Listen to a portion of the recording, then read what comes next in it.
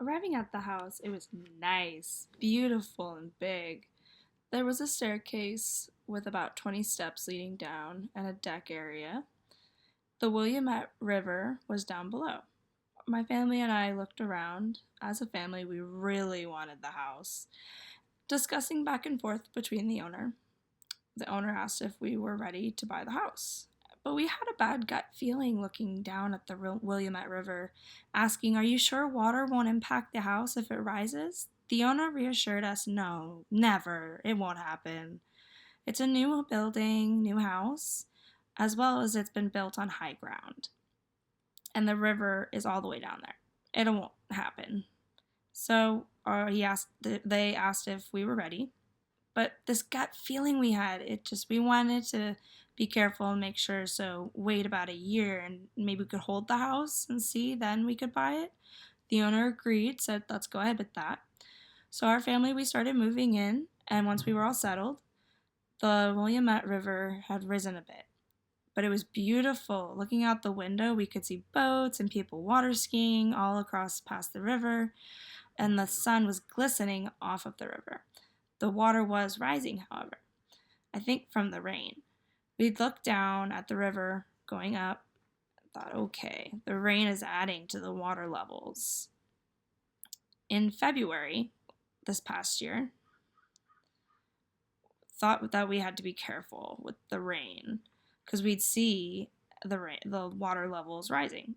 And it was a big area. Many people who had lived there were fed up. The overall mood was that people told us not to worry, we'd be fine, the water rises and lowers every day. So we thought, all right, but we still have this feeling that makes us nervous. Then the news had announced a warning that snow was melting off a mountain because it was very warm in February. So the snow melting added to the water levels in the river as well as the rain. The news then announced that there was a dam and there was a lot of pressure and informed about a flood maybe that would happen from the river or from the dam. So with this ice melting, snow melting, and the rain, all that, I worked in an office at the time. And John, who's my boss, came up to me and gave me a comment, a warning about how quickly the water was rising and that everyone needed to get ready and evacuate. So I contacted my husband. He works at OSD, Oregon School for the Deaf. It's a residential school, and we talked about how we need to go get my son from school. He agreed with me. So we would went home in two separate cars and saw that the 20 steps, water had risen almost above. This was really terrifying. And we had planned to go to California in a few days for a workshop. So we were hurrying, kind of packed already, but we were still continuing to get ready. I was in a He was in a GMC, a cute small car behind me, and I was in a white van. We were driving separately.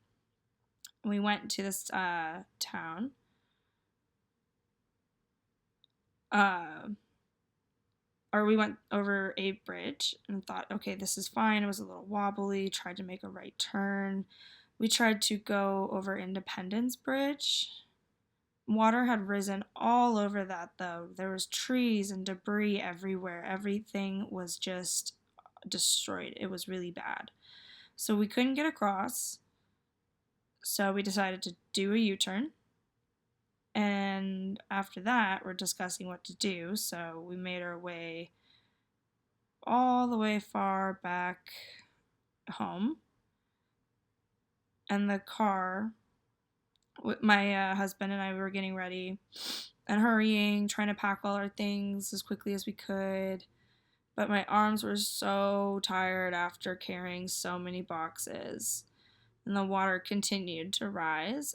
Our feet were eventually in the water. We were walking through the water, and it was so cold.